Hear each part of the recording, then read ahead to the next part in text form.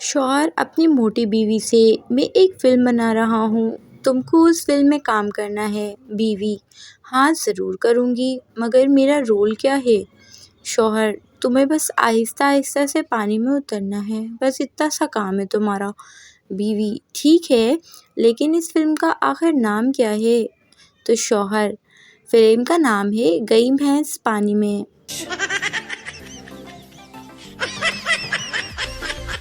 एक घर में 5 बहनें थीं। एक का नाम था टूटी, दूसरी का नाम था फटी, तीसरी का नाम था फीकी, चौथी का नाम था मरी और पांचवी का नाम था भूतनी। एक दिन उनके घर लड़की देखने वाले आए। माँ: आप कुर्सी पर बैठेंगी या फिर नीचे चटाई पर? मेहमान: कुर्सी पर। माँ: टूटी कुर्सी लेकर आओ। मेहमान: नहीं, हम नीचे ही चटाई पर ही बैठ जाएंगे। माँ: फटी चटाई लेकर आओ। मेहमान: नहीं, रहने दीजिए, हम नीचे ज़मीन पर ही बैठ जाएंगे। माँ: आप दूध पियेंगे या फिर चाय? मेहमान: चाय। माँ: फीकी चाय लेकर आओ। मेहमान: नहीं, चाय रहने दें, आप दूध ही मंगवा लें।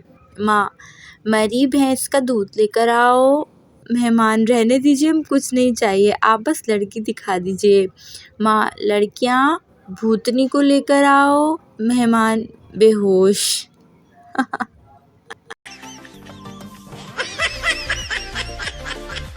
औरत अपने शौहर की कब्र पर रोती हुई बोली: छोटा बेटा स्कूल के नए जूते मांग रहा है, क्या करूं?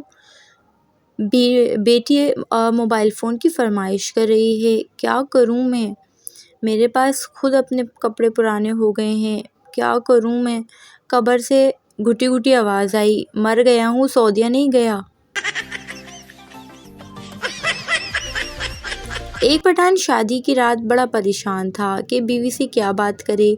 आखिर बहुत सोचने के बाद बोला: तुम्हारे घर वालों को पता है कि तुम आज पूरी रात मेरे साथ ही इधर रहोगी?